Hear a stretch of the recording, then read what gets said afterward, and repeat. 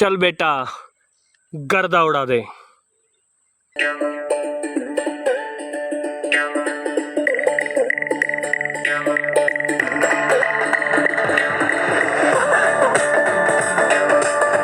इस रेडियो की सबसे खास बात बताई गई है इसका बेसी साउंड, जबरदस्त है ये।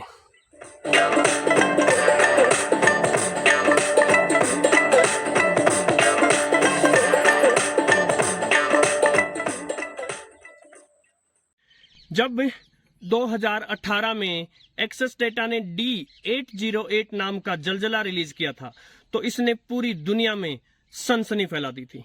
पर ये थोड़ा महंगा है और तभी से रेडियो प्रेमी इस इंतजार में थे कि एक्सेस डेटा इस जैसा कोई रेडियो निकाले जो सॉलिड परफॉर्मर भी हो और कॉस्ट इफेक्टिव भी हो।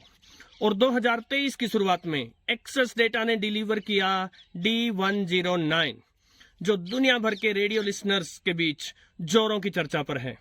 अभी अमेजोन पर ग्रेट इंडियन फेस्टिवल सेल चल रही है। सेल से पहले ये रेडियो 3770 रुपए में मिल रहा था।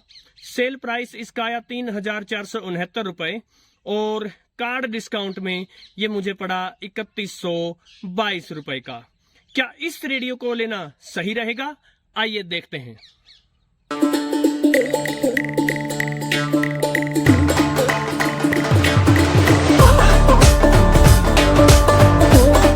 ये एक DSP बेस्ड रेडियो है, डिजिटल सिग्नल प्रोसेसिंग चिप, और इसके अंदर जो चिप है, जो इसका माइंड है, वो USA की सिलिकॉन लैब्स की SI4734 DSP चिप है।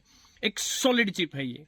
और टेक्सन के PL380, PL310 और PL310ET में यही चिप आती है, किंतु एक्सेस डेटा का D109 टेक्सन के उन रेडियोज के मुकाबले सस्ते में ये चिप दे रहा है। बड़ी ही सॉलिड चिप है और इसी चिप के कारण बहुत ही अच्छा रिसेप्शन है इसका हर बैंड पर साथियों। इसकी बिल्ड क्वालिटी काफी अच्छी है, चीप नहीं लगता। जो प्लास्टिक मटेरियल है वो भी अच्छा है और सारे जो बटन्स हैं वो बड़ा एक सॉलिड सा क्लिक देते हैं। तो बिल्ड क्वालिटी के मामले में ये जबरदस्त है। फटाफट से बात कर लेते हैं इसके डायमेंशंस की। सो जो विड्थ है वो 6 इंच प्लस, हाइट जो है वो 3 इंच प्लस और जो डेप्थ जो है वो 1 इंच प्लस। बिना बैटरी के ये 237 ग्राम का है और बैटरी के साथ ये 289 ग्राम का है। पोर्टेबल रेडियो है, बहुत हल्का भी नहीं है। दूसरे रेडियो जो एक्सेस डेटा के हैं उनके मुकाबले हल्का सा हैवी है। FM पर स्टीरियो साउंड भी मिलेगा आपको। यदि आप गुड क्वालिटी के हेडफोन्स यूज करेंगे तो डेफिनेटली अच्छे से नोटिस कर पाएंगे उसको। अब बात कर लेते हैं कि स्टेशन ट्यून कैसे करेंगे आप। 3 मेथड्स हैं। पहला है ट्यूनिंग नॉब दी गई है जिसमें स्लो और फास्ट ट्यूनिंग के ऑप्शन हैं। दूसरा है कीपैड एंट्री कर सकते हैं आप, और तीसरा है स्कैनिंग कर सकते हैं। ऑटो स्कैन करके स्टेशंस को ये स्टोर कर लेगा।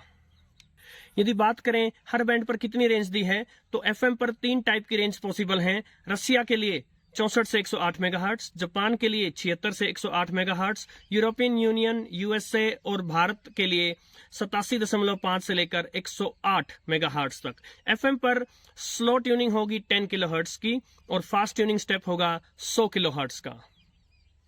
मीडियम वेव बैंड पर इंडिया और यूरोप के लिए 522 से लेकर 1620 किलोहर्ट्ज, 9 किलोहर्ट्ज होगा फास्ट ट्यूनिंग स्टेप, 1 किलोहर्ट्ज होगा स्लो ट्यूनिंग स्टेप। यदि बात करें शॉर्ट वेव की तो पूरा कंप्लीट बैंड दिया गया है 1711 किलोहर्ट्ज से लेकर 29,999 किलोहर्ट्ज, यानी हर एक मीटर बैंड है 11 से लेकर 120।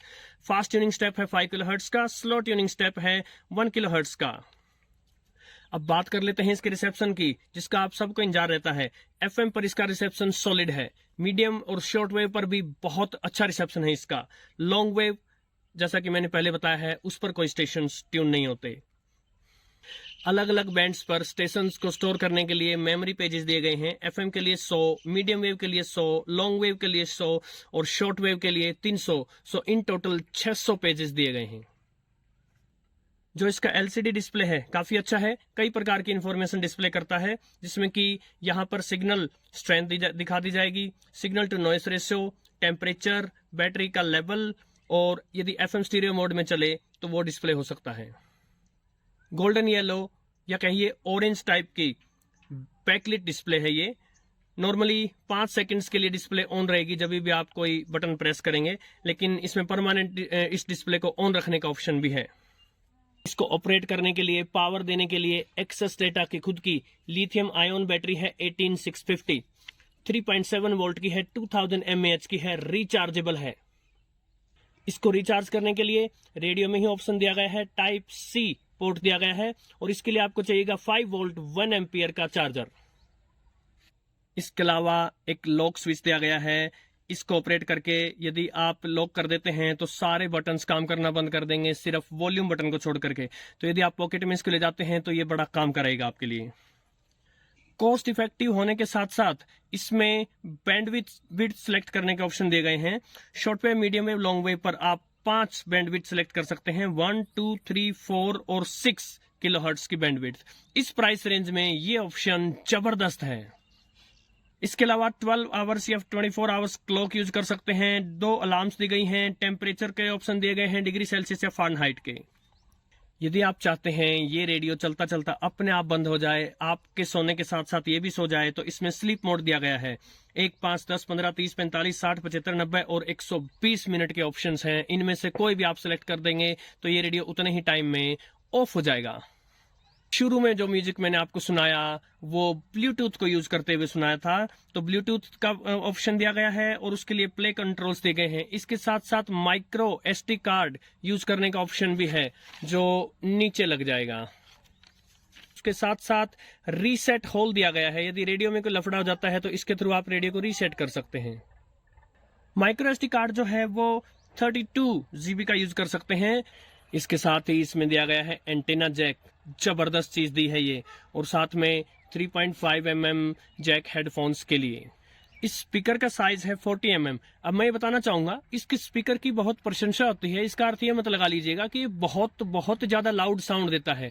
ये डिसेंट बेस देते हुए और एक डिसेंट लाउड साउंड देता है। यदि पगारिया R917 को आप इसके साथ चलाएंगे तो वो इससे ज्यादा लाउड साउंड दे सकता है, लेकिन बेस के मामले में और स्वीटनेस के मामले में, डेप्थ के मामले में ये आगे है।